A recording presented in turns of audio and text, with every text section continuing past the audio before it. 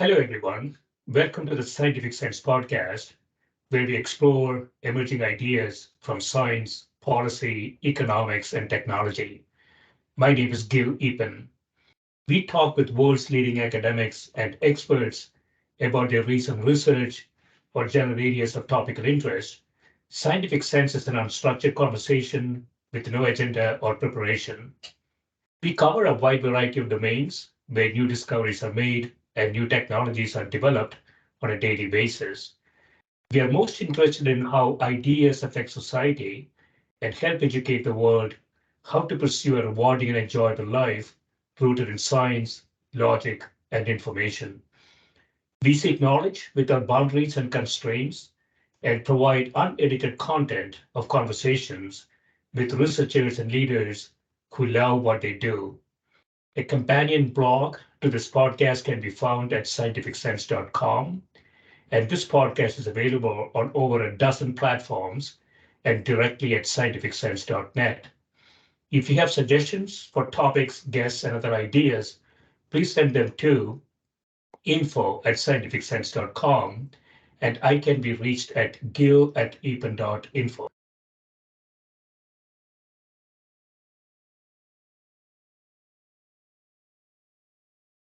My guest today is Professor Cass Sunstein, who's university professor at Harvard University. He's the founder and director of the program on behavioral economics and public policy at Harvard Law School. In 2020, the World Health Organization appointed him as chair of its technical advisory group on behavioral insights and sciences for health. Welcome, Cass. Thank you so much. It's wonderful to be here.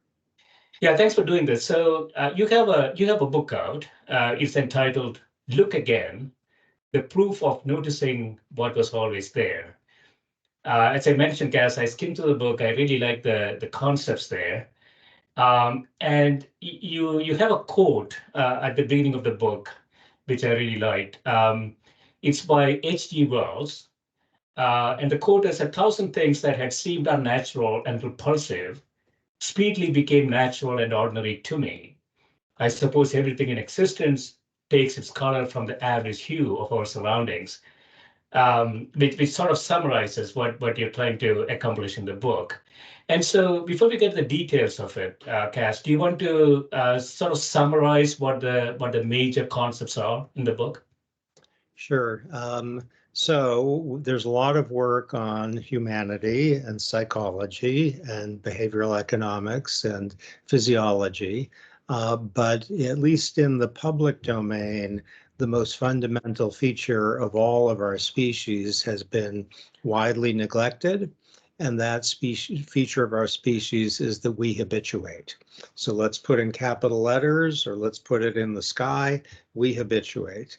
And that means that we get used to things and stop noticing them. So if we're surrounded by, let's say, bad smells or ugly surroundings, the first day it's going to be, my gosh, it is terrible and smelly and ugly. But after maybe 3 days, that's life, and the smells will be, for most of us, a lot dampened down, and the ugliness will think, that's okay. That's, I guess, how it looks here. And if there's something really beautiful, like you're near a mountain or on a beach, on day one, it is just astounding. I've gone to heaven, and what a time I'm going to have. And then after a week or so, we actually have some science on this, but let's be a little approximate. After a week or so, it's nice. It's a mountain, it's a beach, but you're not bowled over by it. So it showed diminishing sensitivity to what is terrible. It might be, a boss who's mean, or it might be a healthcare system that's broken. And we showed diminishing sensitivity to what is fantastic, including, regrettably, our spouse. Yeah, so I think you talk about this in the book, Cass. So from a neuroscience perspective, there's sort of cognitive cost question, right? So the brain, I would imagine, is an optimizer. I mean, it's sucking up 25% of the energy into the human body. So it doesn't want to spend all that energy for things that it doesn't have, at least from a valuation perspective, it might not want to do.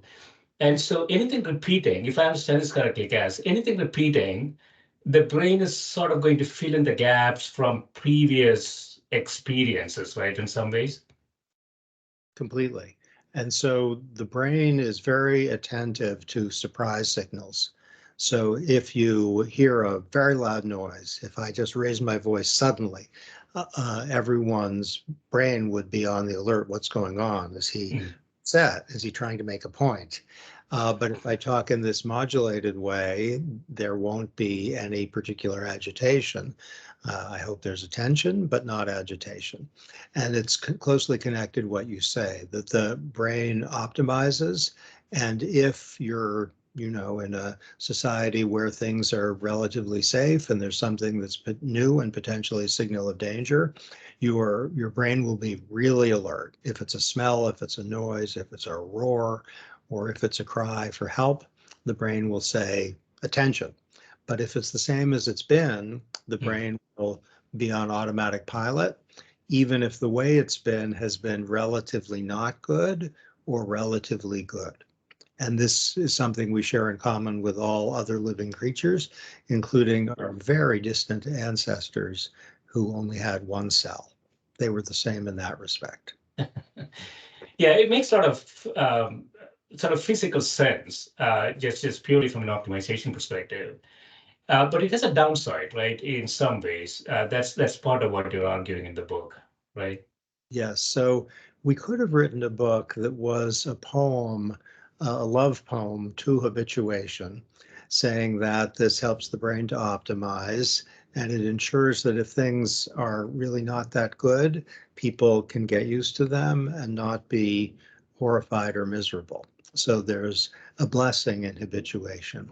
We didn't write that book. We wrote a book which was a poem to dishabituation, emphasizing the downside of habituation, by which people get used to and don't notice things that are fantastic in their life, like, a house that's a pretty good house, or Mm. street that's a pretty nice street, or a tree that's outside, or a child who, while sometimes difficult and annoying, is a blessing. It's a child, or relative safety, or the fact that your parents are still around. So these things we take for granted and we've habituated to them. We want Tali Sharot and I want dishabituation so that we can rejoice in the things we take as life's furniture. And we also want dishabituation. So the things that aren't so good, it might be dirty air, it might be a boss who's kind of mean, or it might be a city that doesn't work very well, so that we notice and don't take as background noise something that really could do with changing. Mm. Yeah, so I mean, this really makes sense to me, Cass. So I think you talk about this in the book, which is, if you have some mental diseases like schizophrenia or ADHD or something like that, then the brain is sort of processing information differently.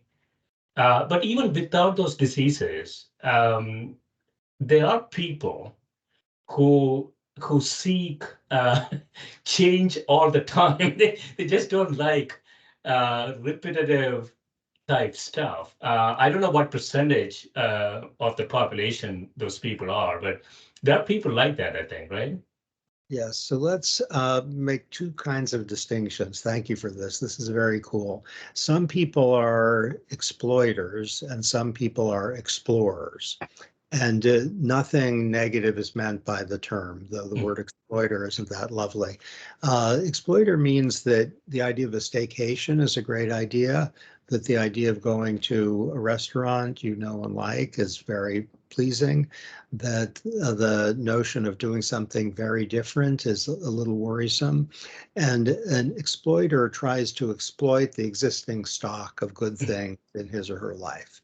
Then there are explorers who want to do lots of different things and who are made very bored by the idea of a staycation and really want to try a new restaurant, a new vacation place, new things. Explorers are highly likely to habituate quickly and then to get tired of the thing, exploiters are likely to habituate more slowly, or at least to handle habituation with a smile rather than a snore. So that's one distinction, and I think we can all recognize ourselves. I am an exploiter. My wife is an explorer, and it probably she's a war correspondent and goes to a lot of different countries, and probably she's in the government now, and probably lots of people do well in their relationships if they find someone who's not quite the same as they are along that dimension. So that's a very important distinction. Also, what you say is right, that mental health challenges are often uh, defined by a difficulty in habituating. So people who struggle with depression or anxiety tend not to habituate as much. And that means if they get something that's a reversal in life, it hits them hard and not just momentarily, continuously.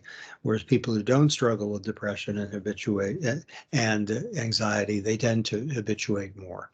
And this is a startling thing that I learned, at least in the course of the book, that for all their diversity, mental health problems of very different kinds have a shared characteristic, which is those who suffer from them don't habituate so well. Mm. Yeah, there's a lot of policy implications also, Cass. But before we go there, I'm just thinking, from an evolutionary perspective. When we started off, let's say, 500,000 years ago, I would imagine almost everybody was an explorer. And then 10,000 years ago, we sort of settled down, agriculture, staycation, as you say. Things have changed. So if you look at the population sort of cross-sectionally, do you think we are becoming more exploiters and less explorers over time? It's a fantastic question, and I'd love to see the data. So I don't know the answer to that question. It might be that in early days, let's say, of humanity, a mixture of exploiters and explorers was good, because if people were explorers, they wouldn't take care of their kids, maybe. You could speculate, it's only a speculation, that women would be more likely to be exploiters and men would be more likely to be explorers. That kind of fits with some stuff. My own marriage is evidence, or at least a data point to the contrary. I'd be very careful about that speculation, but it's plausible. If you had a society in which everyone was an explorer, or if everyone was an exploiter, my dog is my own reaction to that, which is a series of incredulous barks that it wouldn't work so good. I like your idea that there might be a movement toward greater exploitation and decreased exploration over time. I'm not sure how to think about that. It is the case that the midlife crisis, which Yeah. as a first approximation, it occurs all over the world at not the same age, but at roughly similar ages that people have midlife crises. It's reasonable to think that that's a product of profound habituation, which leads the person in midlife, unlike the person who's 20 or 30, who is not going to habituate, is going to think the world, it could be anything. That can be terrifying, but it's certainly not going to be steady state depression. And someone maybe in their 70s or something might think, I'm retiring now, and what's life going to be? And that leads to dishabituation. Yeah, I found that midlife crisis data quite interesting, Gaz. So I think you have a chart in there. I can't quite remember that different countries experience this what we call midlife crisis at different ages. And I wondered what is causing that. Do you see some sort of religious aspect to it? What is your conjecture there? Uh, I'm very careful to avoid a conjecture on something like in particular, which is knowable. I'll say, that is to say, if we got really rigorous, we could probably figure it out. I say with a degree of confidence that the unifying characteristic of the midlife crisis across different nations, even with different ages, sometimes 50s, sometimes 60s, is habituation, which has a deadening effect for people. I want to investigate the relevant cultures to think if in some cultures in their 50s, people, let's say, are fine, but their horizons are very limited and their lives are extremely steady. And that's then life is gray.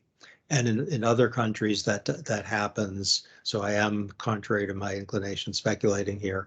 In other countries, it's at a somewhat later stage where the chance of novelty and surprise diminishes. That's consistent with the thesis of this part of the book, that if you stare at certain colored objects, and we actually have one in the front flap of the book, the hardcover, have this, you stare at certain objects that have colors, and if you stare too long, the colors are going to disappear. All you're going to see is gray. And that's profoundly revealing about if you just stare at a single thing, it's just going to turn gray.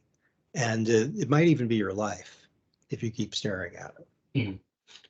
Yeah, as you said, there's a horizon problem here. So I'm speculating here, Cass. So I'm not an academic. So so there's a horizon problem. So if your lifespan is quite long, I would imagine your midlife crisis comes a little later. So it will be interesting, Japan, some country like that, how it changes there. The other thing I thought about is sort of a societal structure. So if there's a safety net, either from a family or societal perspective, then your crises might might happen a little later. So it's quite interesting. We could look at the US, where we sort of at one extreme of the spectrum, where almost everybody is for himself or herself nowadays. It's almost there's no safety net, and so I don't remember the data, Cass. So where does US stand on the spectrum of when the midlife crisis, as you say, actually happens? I don't remember the exact year, but we're not an outlier on the year where a lot of nations are, kind of where you would think. Something that bears on what you're saying, let's get some data points where we have hard evidence. 43 hours into a vacation is the time when people tend to like the vacation best. That's when they're happy. Okay. If you're on vacation for, let's say, 10 days, it's not as if the remaining 7, 8 days are going to be bad, but they're not the peak. And that's revealing because in the first 2 days, you're not habituated. It's beautiful. It's sunny. There are trees that are amazing, and everything is full of color and light. And then afterwards, it's just a little grayer. And that's a little bit properly understandable, I think, as a metaphor for how many lives go, where the 43 hours in might be, your 30s, and the 8th day of a vacation might be your 50s or 60s, when everything's a bit grayer.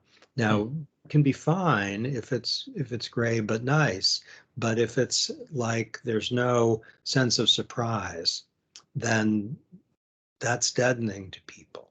And one of the goals of our book is to think of what we can do to enliven the person who's plenty happy enough, but doesn't see colors anymore. Mm-hmm. Yeah, so there's a diminishing returns, generally speaking, there's diminishing returns to repeating information coming into the brain. And there's, as you say, there's a neuroscience background to it. But it might also be a larger issue. So I was wondering, is it possible for us to sort of reset the brain somewhere? So you go there, you go to a vacation, and you're going there for a week, and then 3 days later, your interest is sort of diminishing. Maybe there is some sort of thing that you can do to reset your brain and enjoy it more. Completely. So an improbable hero of the book, improbable in the sense that we didn't expect that this person would be, front and center of the book, is the actor Julia Roberts, who was a terrific actor and also understands a lot about psychology, including her own, as witnessed by the fact that in an interview while we're writing the book, she was asked, "What's a perfect day?" She said, "The perfect day for me," says Ms. Roberts, "is I wake up and I make breakfast for my kids, and then I take them to school, and then I go home. Then I start thinking about lunch with my husband. I'm going to have lunch with my husband. And then after that, I have to start thinking about picking my kids up from sports practice." Then she cuts herself off. She said, "It's boring." But she adds, "My job, because I'm an actor, I go away for a few weeks, and then I come back, and when I come back, it's surrounded by pixie dust. It resparkles, and that's fantastic." So because her job takes her away, she comes back, and it doesn't seem gray anymore. It's full of color, and that's true. We can do that. So if you're doing, let's say, a task that isn't a lot of fun, maybe you're cleaning up some room, the intuition suggests break it up, do it in a few different stages. Intuition's not right for most of us, because if you do it, you'll habituate to it as you go.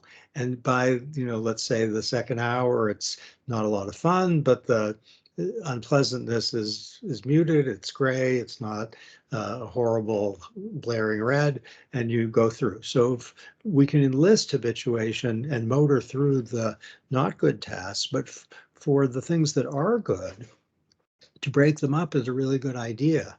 So for vacations, if you can afford it, instead of taking one of, let's say, 2 weeks, to take 3 or 4 days, and maybe they won't be so far away because maybe the plane's too expensive, but they'll be shorter, and you gear up for it, and you're all excited about it, and then you have that initial amazingness.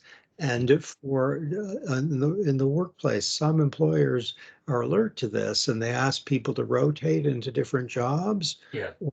And there's something in the federal government, I've worked in the federal government, where people are detailed, let's say, from the Environmental Protection Agency, the White House, then they come back to the Environmental Protection Agency, and it resparkles, it has pixie dust. So we can do this kind of imaginatively, even in our own heads, as well as in our own lives. I don't know if you've had dreams sometimes where they're nightmares, and you've lost a loved one in the nightmare. We all sometimes. And then you wake up and you have a feeling of relief and gratitude and, the preciousness of the person whom you thought a moment ago that you lost. And that is very revealing, because what the dream does is it forces you to dishabituate and not to take for granted something that just seems, steady as she goes. Yeah, so I was thinking in a commercial sense, you mentioned this, Cass. So I was thinking, Fortune 500 companies nowadays are largely sort of manufacturing companies. Even if they're in services, people go there 8 to 5, and they do something very, very repetitive. Um, I'm arguing, and so is there sort of an optimum explorer to what's the other one? They're explorers and they're exploiters. Exploiters. Is there an optimum ratio between the two in a large commercial company, or even in the government sense in White House or someplace? Okay, that's a great question. So let me think about it. Okay, so I've known people who've gone into the US government without experience, who are so creative. They're the equivalent of explorers. They're just going to this possibility and that possibility, and they're full of life and light, and they're sometimes clueless and impractical. Then I've known people also in the US government who they've been there for a long, long time. They completely know what to do. They're the professional's professional. They're a safe pair of hands, and they have no creativity or originality. And so they're a little bit the equivalent of the exploiters. They're just on staycation. And then the explorers are a little dangerous, but they also might be brilliant and come up with something that makes, the Department of Transportation work better than it ever has in some way. Yeah, I mean, certainly in certain professions, my daughter's an OBGYN, certain professions in like medicine, for example, you don't want too many explorers. Things are fairly standardized and you have to follow, what is out there. But there's some other industries. Yeah, sorry, go ahead. Yeah. If I may, thank you for that. Yeah. So on medicine, there are often standard operating procedures you want people to follow, of course. I was talking to a dentist and a dermatologist, two doctors in connection with this book. And both of them said, we doctors need to dishabituate, because if dealing with a patient who's, the 700th person we've dealt with this problem, we won't see them afresh. They'll be gray, which might not mean that we'll make a bad medical choice, but it will mean they'll have that person who has like a skin problem or who needs to have a cavity filled, they're going to have a bad experience. And so both of them said independently that they are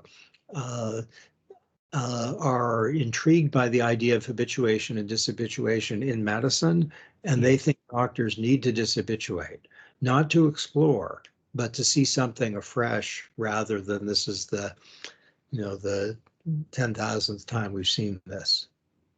Yeah, that's really interesting. So it's not only in a company, you could ask what's sort of the optimum ratio between the two. You could also ask in a profession, sort of what's the optimum ratio. It doesn't look like optimum is never 0 or 100. There's sort of an optimum point there between the two skill sets or two attitudes or what we want to call it, right? So that has a lot of implications for education too, right? So do educators really think about this? They need to. So this is why the book is such a joy was a joy to produce and is a joy to think about, because it's almost absent from discussions. So one focus might be on individual well-being. So if you have someone who is just a habituated person, that person is going to see no colors in the world and won't enjoy his or her job. His marriage or her marriage might be tedious, and it might be a world without pixie dust. So that's a problem. In the workplace, I think, in the United States for sure, and probably more in many other countries, we need to ramp up dishabituation in order to improve people's experience of their work. And I've seen that in the private sector, I've seen it in academic life, and definitely in the government, where ramping up dishabituation is in the interest of all of us. Maybe not an adolescent. Maybe an adolescent is just all dishabituated and they need a little more gray. Structure, yeah. You're raising a separate but really important point, which is if you want people to perform well, what should you do?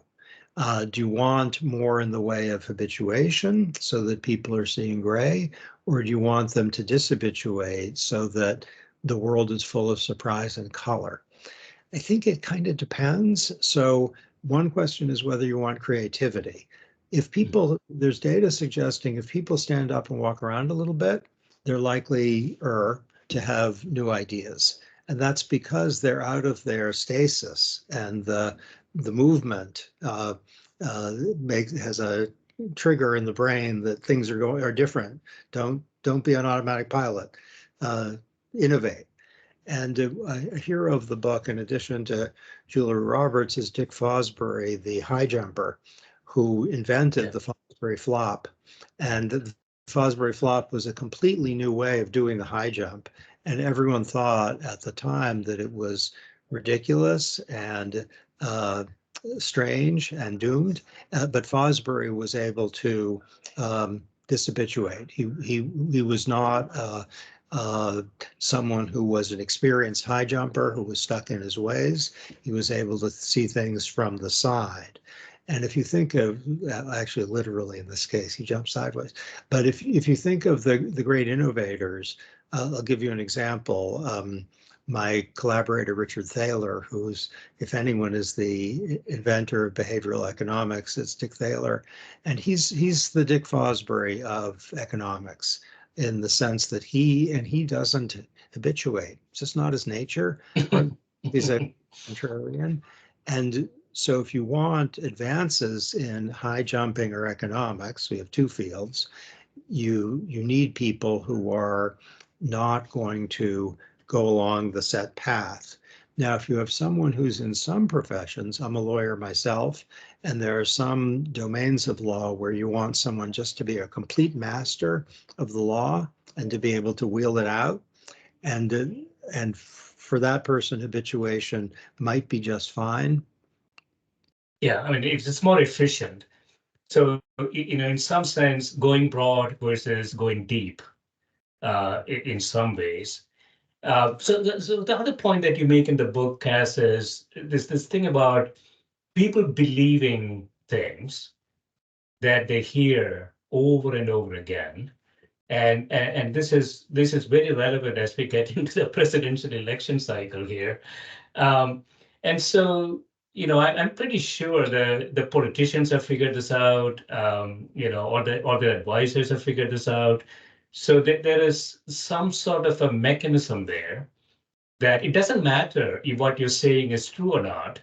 You just have to say it many, many times before a large number of people will believe you, right? Completely. So it's sometimes called the illusory truth effect, and it's well known. It's that if you hear something a bunch of times, you'll tend to believe it's true. And that's because the more you hear it, the easier it is to process.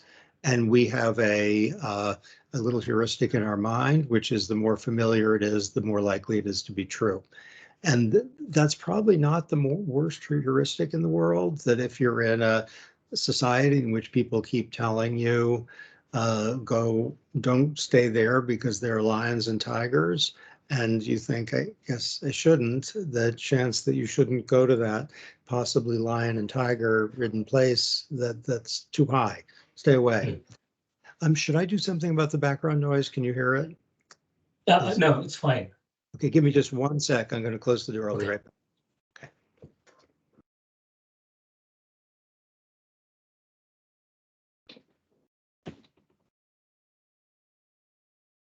Okay, very good. Thank you. Thank you for that. Sure, no problem. Yeah. So we were talking about sort of repetition of messages and how people start to believe it, regardless of the veracity of it. So this goes back to sort of the neuroscience question again, which is the brain is storing some information from previous experiences and exchanges. It might have added some value to it.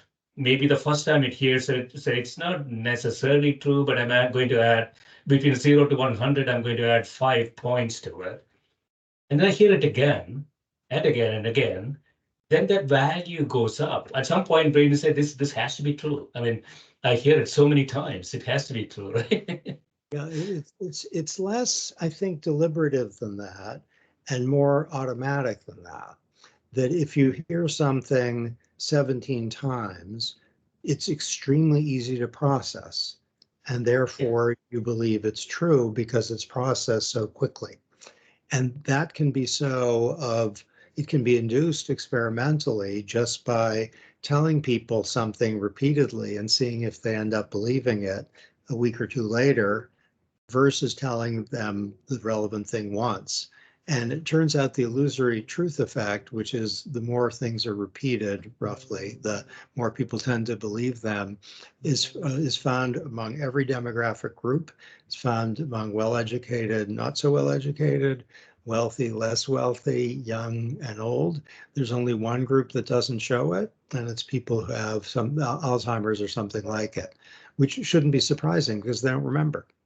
And then so it isn't easier to process. There's a there's a related phenomenon which is also concerning.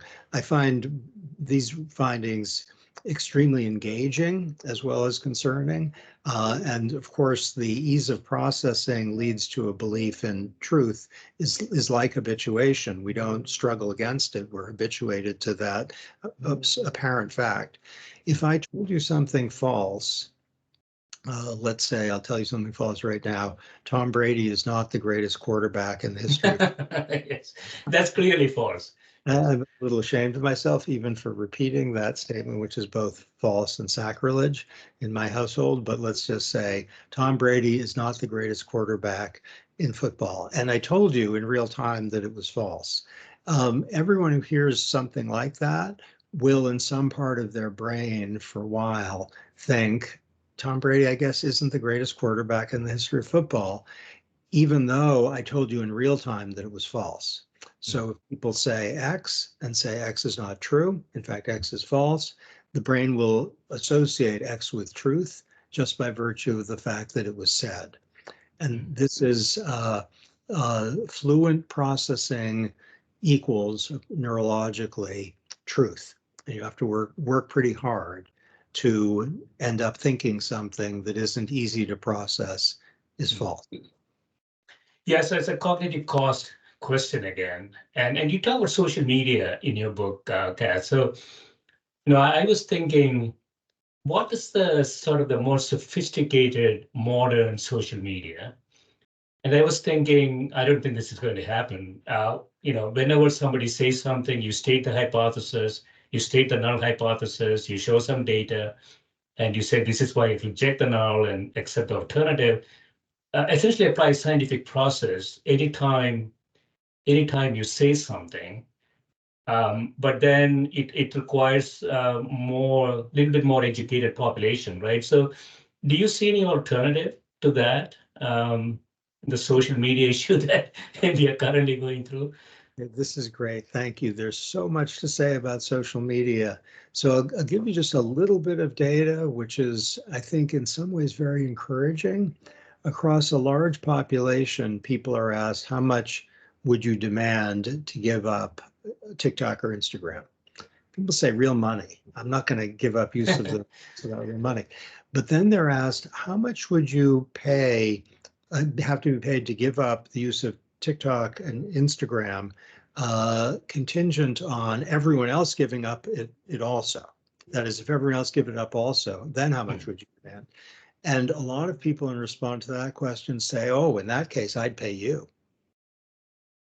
Yeah. If we can get rid of TikTok or Instagram, I'll pay you. Which is suggestive that people want to use TikTok and Instagram, a lot of people, only because other people are using TikTok and Instagram and they don't want to miss out. So I regard that as encouraging because people are aware, many of them, young people, that TikTok and Instagram are not good. They wish they didn't exist. But given their existence, they say, are you kidding? I get off it when everyone else is on it. I'm not going to do that. So that's a phenomenon.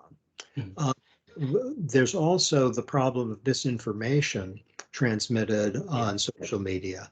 And that is something that could be managed better than it is now. The book is about humanity and not public policy, but it offers some clues that if you say, for example, false after you say something, that won't hurt and could help a little. It won't help enough because some part of the brain will think, oh, I guess I heard that. Was it also said to be false? I don't quite remember. So things that are damaging and unquestionably false, let's say, something about public health maybe, where there's a controversy, to take it down might save lives. Yeah, so a lot of things are going through my brain. Okay, so this is not in your research, and I was thinking that there might be a market for truth, right? So truth has a lot of societal value. Falsehood has sort of negative value. So suppose there's a mechanism, some sort of a market for truth, and you basically start paying people for telling the truth and essentially, deduct have negative payment for telling non-truth. I wonder if we can move to a better society. I'm just throwing it out for your reaction. Okay, great. We have a gentle research project, which is discussed in the book, which my co-author actually did, where people were asked to click not on liking, but on trusting. So you click trust. And it turned out that clicking trust, and I think she had clicking don't trust also, I don't remember exactly, but that doesn't matter. What matters is that the trust click worked much better than the like click in promoting circulation of truthful materials. So to have innovation about clicking to incentivize, as you're saying, the truth, that should work. We don't do that. No social media company, to my knowledge, does that. It would be really easy to have a trust button. Oh, that'd be really easy and it'd be really interesting. It'd be a really interesting social experiment in many ways. But if you look at the large social media companies, maybe there isn't enough economics there, right? So there's a reason they have this billions of people on it, is that they're just saying stuff. They love the freedom, looks to me, that they can say anything they want, basically, right? So there's no truth. I mean, truth, having some sort of truth button is a cost. And so you might start losing subscribers if something like that happens, I would imagine. Yes, they all do have codes that are built on the basis of engagement with multiple people, including academic researchers. And so if you look at Meta's code on Facebook in particular, there are restrictions on what can be said, and there are restrictions on falsehoods also. I think the category is imminent harm. And anyone who runs a company or who believes in freedom would be cautious about saying that falsehoods that create harm can be stopped. But anyone I think who runs a company and is concerned about harm would think there are some things where, if you're trying to convince someone to engage in self-harm in a one-on-one setting, something like that, or trying to advertise a product as a cancer preventer, where if you take the product, you're going to get really sick the next day. These are things which are regulated. And some of them are regulated not just by putting a falsehood notice on them, but they're just taken down. Yeah, so I know that those things exist. Those are extreme cases. Somebody threatens somebody or something like that. I know that algorithm picks those things up, but the larger issue for society is sort of the subtle falsehoods. So you keep saying things, one way or the other, and then large number of people read it and they start to believe it, as you say in the book, and then it becomes a phenomenon in itself. And I believe we have a big threat to democracy. You don't really talk about this in the book in detail, but of the 330 million people that we have, about 50,000 voters in 5 states are going to make the election happen next year. And it's very easy to find them, target them, give them information, keep giving them information. And I'm sure both political parties are on to that task. But let me put the light on, if I may. Yeah. During our talk, the sun's gone down a little bit, but we have technology, so we can put on the light. With my very high-tech office, I can get a light on. So what the right policy approach is to misinformation is an urgent question. And offhand, it's right to say both that freedom is a defining value and that there are some forms of misinformation that are imminently very harmful. And our First Amendment tradition is recognizing both of those points. So if you try to solicit criminal activity, you can't do that. If you perjure yourself, you can't do that. If you lie to the FBI, you're in trouble. If you lie trying to get government employment about your background, you're not allowed to do that. So striking the right balance there is urgent. I think something to add is that because of how the human mind works, the likelihood that people will believe repeated falsehoods is higher than one would expect. And the reason is familiarity is heuristically associated with truth, and that there's a heuristic that if someone says something, data suggests we have a heuristic which is probably right. So if you go outside and someone says it's raining, it's about to rain, you better get an umbrella. You don't think that person's trying to fool me. And if you ask for directions in a town, how do I get to the gas station? You won't think on average they're trying to send me on a wild goose chase. And the fact that we have a heuristic that when we're told something it's true makes it very easy to tell people things that aren't self-evidently false, but that are self-serving or profoundly destructive. And that challenge, meeting that challenge with an eye toward this, the science of how the human brain works, is, let's just say, it's a work in progress. Yeah. So then you can bring AI into this, Cass. So I think Slovakia just recently had an election, and they had a really good AI thing going on there to fool people. And I think we're going to have a great drama in the US in the next 9 months. And that makes it even more difficult, right? I mean, when we're talking about humans being not truthful, but we could unleash machines onto this problem. And I don't know where that will end.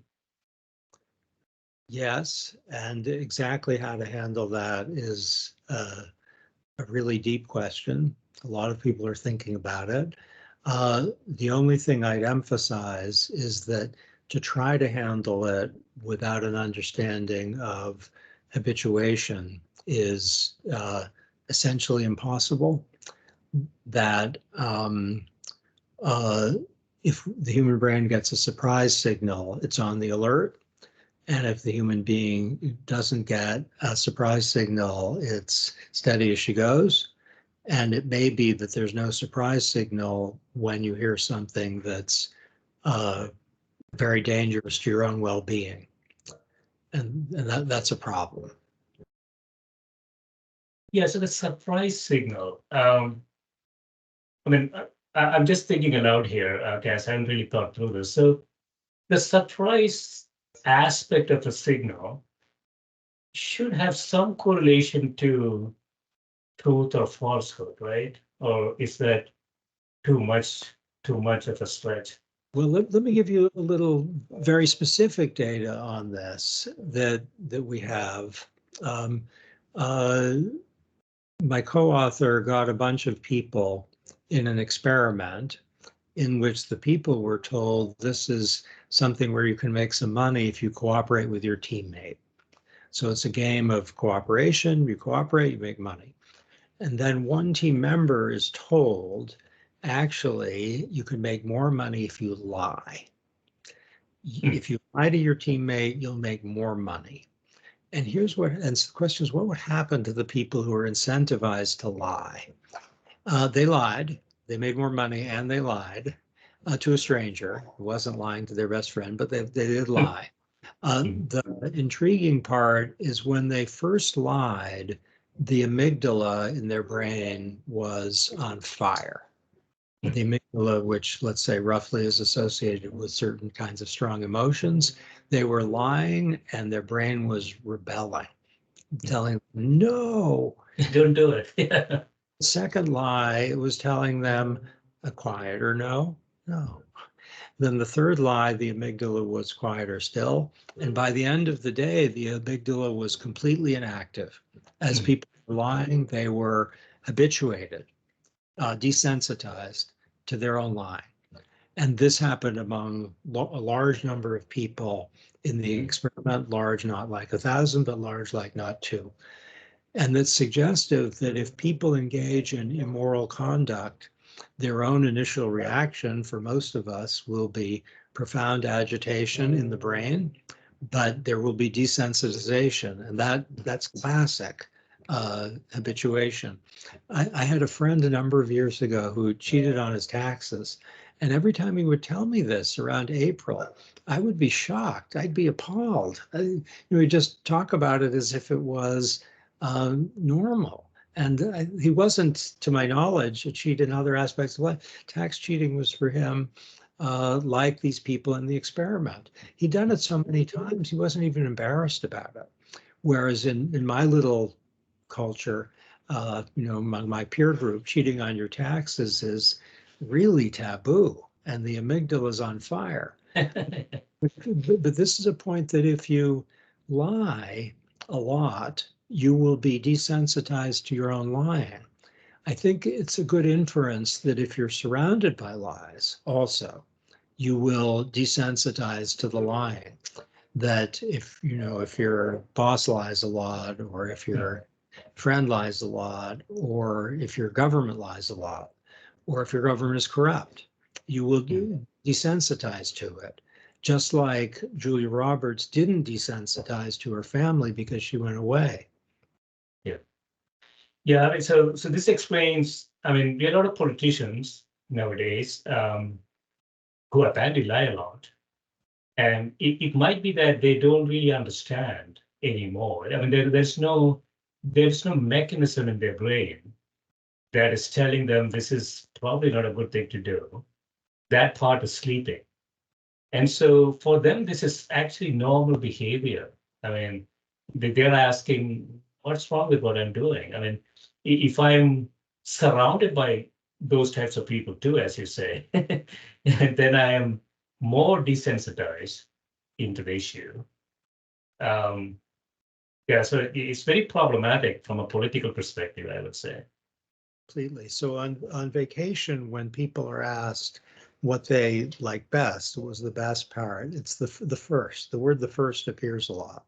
So it's the first time I saw the beach, the first time I saw the hotel, the first time I saw the pool. If people are lucky enough, vacation that has those characteristics, the first.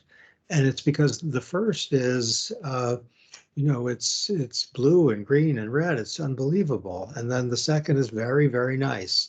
And then the 10th is a little gray. And the same is true for immorality.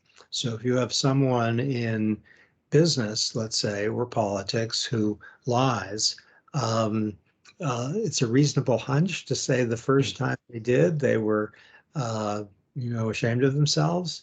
And then after a while, it's like you've been on vacation a really long time. Yeah, so there could be some technology guess. I haven't really thought through this. So in an interview, for example, suppose I get somebody to wear an instrument while I ask that person questions, and that instrument is sort of measuring the brain activity. I would imagine we can actually tell if that person is lying or not, right? I mean, that technology should already be out there. Well, I want to consult my neuroscientist collaborator. Of course, there are lie detector tests, and you can measure certain things. I'm going to speak as an amateur on this. It's said that accomplished liars can beat the relevant tests. Yeah. Let's just stipulate without knowing that that's true. If so, we have now a theory of why, which is that the physiological accompaniments of lying, let's say raised heartbeat, a little sweating, some things that are indicative of stress, aren't registering because they aren't present. And they're not present because people have habituated to their own. Yeah, so I was thinking more about your hypothesis that the amygdala, initially it's very active, the first lie, and then progressively decline. So if I look at a person and the amygdala is not at all active, that would be a very strange situation, right? I mean, it should always be active when you say something, I think. Well, okay, so habituation is decreasing sensitivity to a stimulus. So if you have a married couple, both members of the couple are completely amazing. They're not that excited about each other anymore. It's because, as the therapist Esther Perel says, fire needs air. So if you have people who are, tightly together all the time, there's no air, so there can't be fire. That's a form of habituation in romantic life. If people are in a beautiful place and they cease to notice it, they've been there 6 weeks, it's because it's turned gray. People are liars by profession. Let's say that they are selling a product that doesn't work and it's their job to do that, or the market doesn't punish their saying things that are false about automobiles they're selling or something. They will be like the people in our experiment. They're going to habituate. So the amygdala isn't on fire anymore. It's people will be treating their own lies the way that non-liars treat their own truths. Right, And that's and there are a lot of lessons I think that follow from that, which is that we want people not to start lying. We want them to stop lying quick. Yeah, so for the brain, lies become the truth, is what you're saying. So you can't really measure activity and say the person is lying or not, because the brain is basically saying, yeah, this is the normal. And, I don't particularly care it. Yeah. The brain is not registering a surprise signal. So that's the key, that when you first are dating someone with whom you fall in love, there's constant surprise signal.